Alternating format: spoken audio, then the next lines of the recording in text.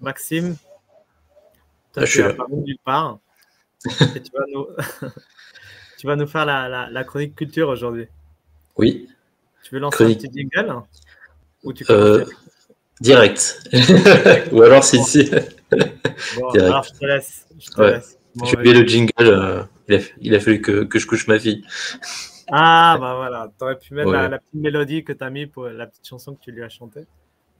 Alors là, vous serez surpris de ce que je lui chante. Oups. Ça va être la devinette de la prochaine fois. Eh ben, allez-y. Bon, On est parti. Donc aujourd'hui, on va faire une chronique culture en fait qui va s'intéresser, enfin qui va être une chronique sociologique. En fait, c'est l'actualité en fait qui nous invite à nous intéresser à une notion de sociologie politique, en fait qu'on retrouve beaucoup dans la bouche des personnalités de droite et d'extrême droite à chaque fois qu'on assiste à un déchaînement de violence policière pour les justifier. Et cette notion, c'est celle de monopole de la violence physique légitime que détiendrait l'État, comme l'aurait dit le sociologue allemand Max Weber.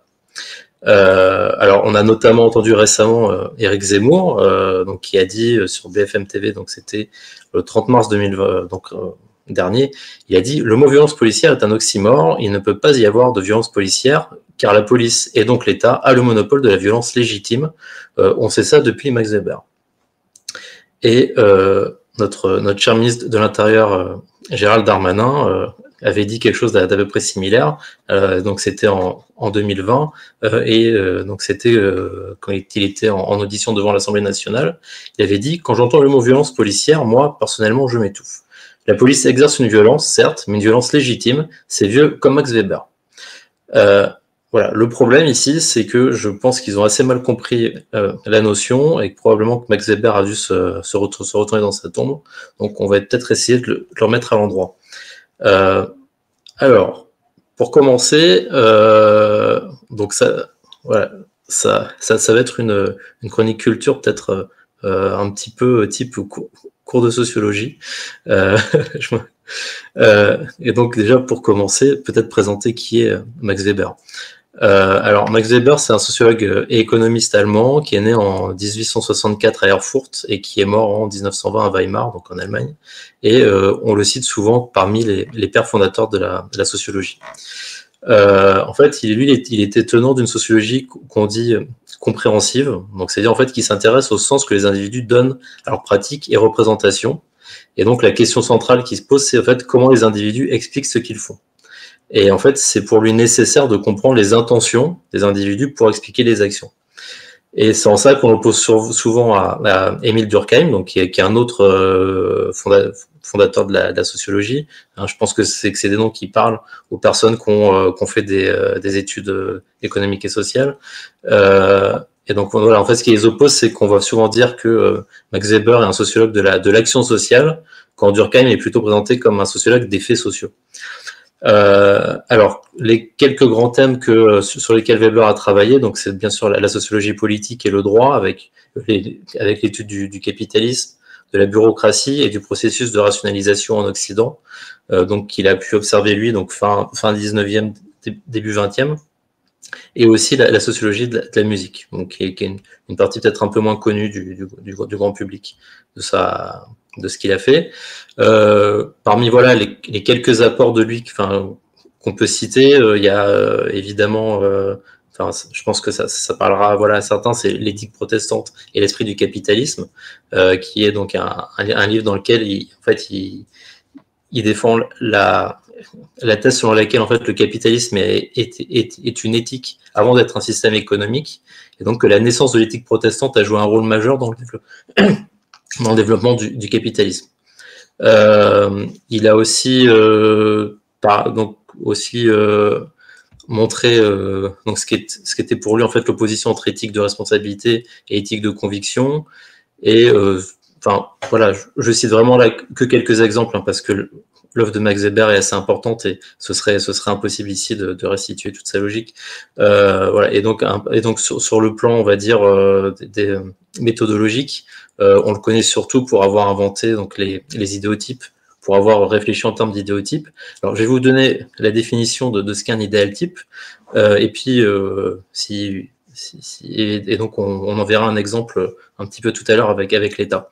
Et donc, il nous dit qu'un idéal type, c'est un type abstrait, une catégorie qui aide à comprendre ou théoriser certains phénomènes, sans prétendre que les caractéristiques de ce type se retrouvent toujours et parfaitement dans les phénomènes observés. Donc, en fait, pour résumer, en gros, c'est un phénomène social dans sa forme la plus aboutie, théoriquement. Donc, pour en revenir au sujet qui nous intéresse aujourd'hui, donc qui est la question donc du monopole de la violence physique légitime, voilà ce que lui a dit précisément. Il a dit: il faut concevoir l'État contemporain comme une communauté humaine qui, dans les limites d'un territoire déterminé, la notion de territoire étant une de ses caractéristiques, revendique avec succès, pour son propre compte, le monopole de la violence physique légitime. Voilà. Donc là, vous avez la définition à l'écran. En fait, cette définition, elle est issue d'une conférence qu'il a tenue le 28 janvier 1919, donc ça commence à remonter un petit peu, et qui donnera un livre, donc en allemand, qui s'appelle Politik als Beruf, et qui a été traduit en français, ça a été mis dans un livre qui s'appelle Le savant et le politique, dans lequel donc ce livre Politik als Beruf ne constitue qu'une seule partie, donc qui a été traduit par Le métier et la vocation d'homme politique. En fait, pour restituer, pour resituer un petit peu à quel moment il donne cette conférence. En fait, dans cette conférence, en fait, il parle un petit peu de ce qu'il observe à l'époque en Occident. Et donc, en fait, c'est une forme d'aboutissement de la formation de l'État contemporain.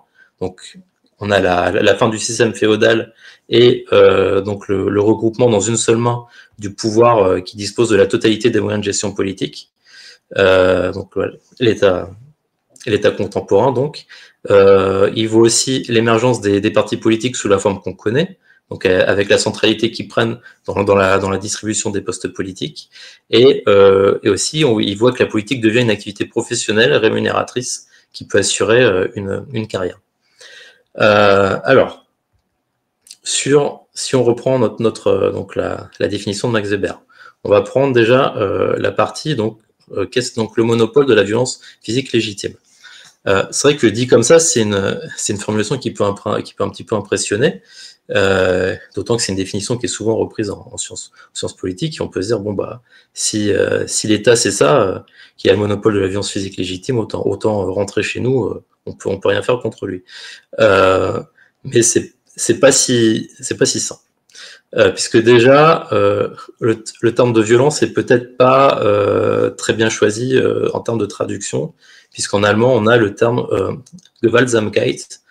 Et en fait, ce qu'on voit, c'est que, et notamment quand on prend la définition dans le dictionnaire, c'est un terme qui va plutôt se rapprocher en fait, du terme force en français ou exercice de la force. C'est pour ça que parfois, que dans certaines retraductions, on va trouver davantage le terme force ou exercice de la force. Et aussi, ce qu'on remarque surtout, c'est que Weber lui-même est pas tout à fait au clair avec les termes qu'il emploie.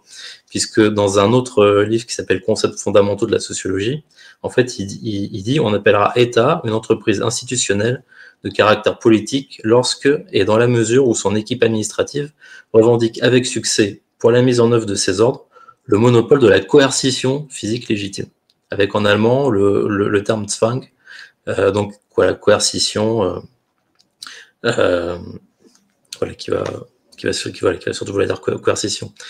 Et donc on voit bien ici qu'il faut faire attention aux raccourcis trop rapides qui pourrait laisser penser qu'il parle là en premier lieu de la violence physique concrète que la police peut exercer au nom de l'État avec ses matraques et ses LBD. Et en fait, ce qu'on voit aussi très rapidement dans la définition, c'est que Weber, à aucun moment, il dit que toutes les violences de l'État sont légitimes. Il dit simplement que l'État est le seul acteur dont la violence peut être légitime. Concrètement, c'est pas parce que je suis en situation de monopole sur le marché des ballons rouges que je peux pas vendre des ballons bleus. Donc c'est pas parce que l'État a le monopole de la violence physique légitime que toutes ces violences sont légitimes.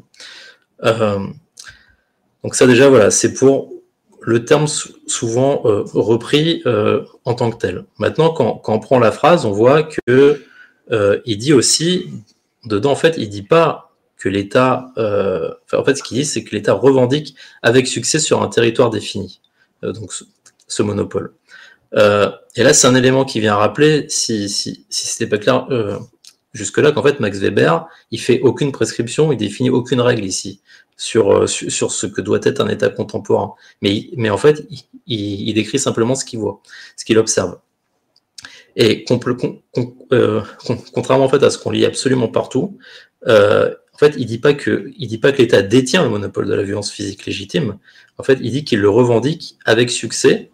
Et en plus, ce qu'il faut noter, c'est que dans la version allemande, le terme avec succès est entre parenthèses, ce qui laisse un doute sur le degré de succès rencontré ici. Donc en fait, ce qu'on voit, c'est que ce monopole, c'est pas un état de fait absolu, mais c'est davantage une volonté satisfaite. Et si l'État ne fait que le revendiquer et qu'il y parvient, ça signifie qu'il n'est pas exclu qu'on lui conteste et qu'il y a peut-être d'autres groupes qui peuvent revendiquer, mais du coup sans succès. Voire éventuellement avec un certain succès, puisqu'en fait, ce qui est assez évident ici, c'est qu'on a là justement donc une définition qui est idéale typique de l'État en fait. Soit, en fait, là, ce qui décrit, c'est un État abstrait vers lequel on tend, mais sans pour autant qu'il soit une réalité à 100%. D'ailleurs, on le voit parce que dans la définition qui est donnée dans le concept fondamentaux de la sociologie, donc la deuxième définition que j'ai donnée, en fait, Weber il précise là qu'il s'agit de l'État dans sa forme aboutie. Voilà. Et donc le meilleur exemple, c'est par exemple l'exemple de la mafia en Italie. Est-ce qu'on oserait affirmer que l'État italien n'est pas un vrai État parce que dans certaines parties de son territoire, parce qu'il y a certaines parties de son territoire qui peuvent en fait être dominées par la mafia. Non, je pense qu'aujourd'hui personne dirait que l'Italie n'est pas ce qu'on appelle un État. On en arrive au dernier point de la définition, en fait, qui est un point qui est un petit peu un point aveugle depuis le début, c'est la question, c'est le terme légitime, dans le terme monopole de la violence physique légitime. Puisque, en fait, quand on prend Darmanin et Zemmour, par exemple, en fait, on voit qu'ils semblent voir dans ce légitime une sorte de validation absolue du droit de l'État à être violent sans limite, sans qu'on puisse ne rien pouvoir lui objecter, puisqu'il serait par nature légitime. En fait, c'est tout le contraire. Puisque pour Weber, si toute domination repose sur la légitimité, cette légitimité, elle découle de la reconnaissance sociale. Puisqu'il dit la violence qui est considérée comme légitime, en fait, un peu après dans l'ouvrage.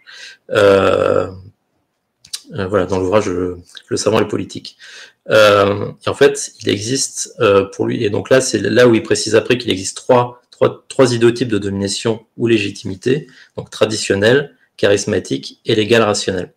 Et donc la domination de l'État contemporain, elle, c'est une domination de type légale rationnelle. Et en fait, donc elle est légale rationnelle en ce qu'elle repose sur la rationalité et qu'elle repose sur la croyance en la légitimité des règles légales adoptées et du droit de donner des directives qu'ont ceux qui exercent la domination par ces moyens. Donc en fait, quand Darmanin mobilise le concept de violence physique légitime de Max Weber, en pensant qu'il lui permet de montrer que la violence de sa police est toujours légitime, en fait, il met au contraire en avant un concept qui lui indique que la légitimité de cette violence peut être contestée si elle apparaît ne pas répondre à des lois établies rationnellement, et que c'est alors la domination de l'État au nom duquel la police exerce cette violence qui risque d'être mise en cause. Rien que ça. Et en fait, ça aussi, ça en dit long sur sa conception de l'état de droit, sur leur conception de l'état de droit, quand Darmanin et Zemmour, plutôt que de s'inquiéter des signaux pouvant montrer que l'action de la police s'en éloigne et s'éloigne de l'état de droit, qui préfèrent au contraire affirmer que sa violence ne peut connaître de limites.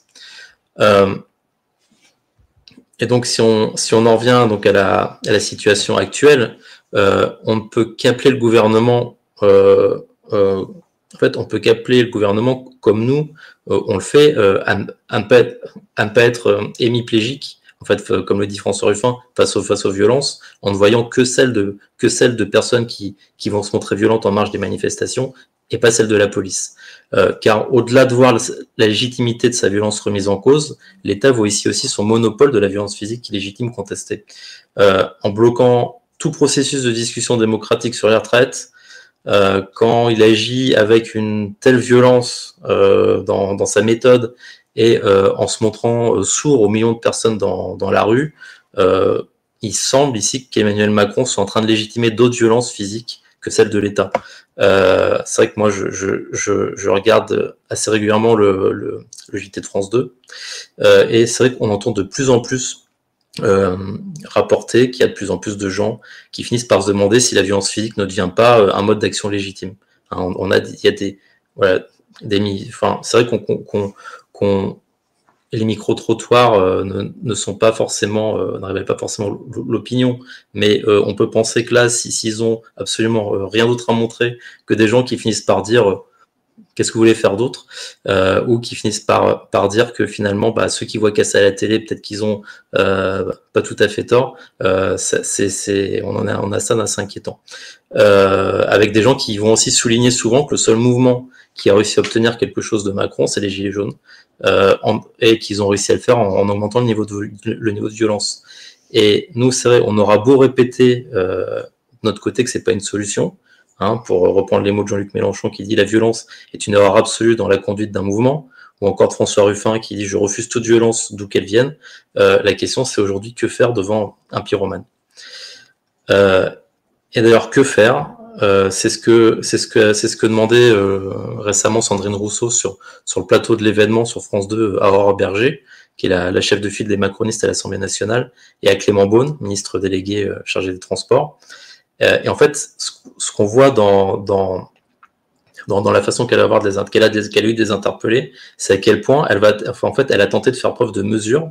Et en fait, loin de remettre en cause la légitimité de l'État, elle a au contraire cherché à dire en creux,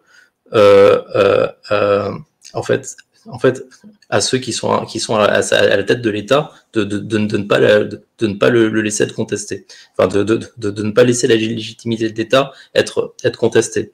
Donc puisqu'elle les a interpellés en ces termes, en leur disant qu'est-ce qu'il faut faire pour que vous entendiez ce qui se passe dans la rue, comment faut-il le faire, avec quels mots, dites-nous, donnez-nous le code de conduite pour qu'on se conduise bien, si telle est la question. Voilà. Donc on voit que là, qu'il y avait une vraie volonté de respecter ce que veut l'État dans la façon de résoudre le problème. Pour conclure, moi j'ai envie de dire à Gérald Darmanin que s'il a vraiment envie de faire de la sociologie politique et s'intéresser à ce qu'est l'État, on peut toujours lui conseiller de porter un regard critique sur la définition de Max Weber, puisqu'en fait on voit que si Weber il ignore pas les jeux qui existent au sein des États pour participer au pouvoir, comme il dit, c'est vrai que sa définition de l'État, en fait, elle en fait un bloc. En fait, elle fait de l'État un bloc monolithique qui exerce lui-même une domination. Et donc, alors que c'est pas en plein l'inverse chez Antonio Gramsci, qui dit pour qui l'État n'est pas celui qui exerce la domination, mais le moyen de domination de la classe dirigeante sur les dominés. Puisque donc il définit l'État, et donc il dit l'État est l'ensemble des activités pratiques et théoriques grâce auxquelles la classe dirigeante non seulement justifie et maintient sa domination, mais réussit à obtenir le consensus actif des gouvernés.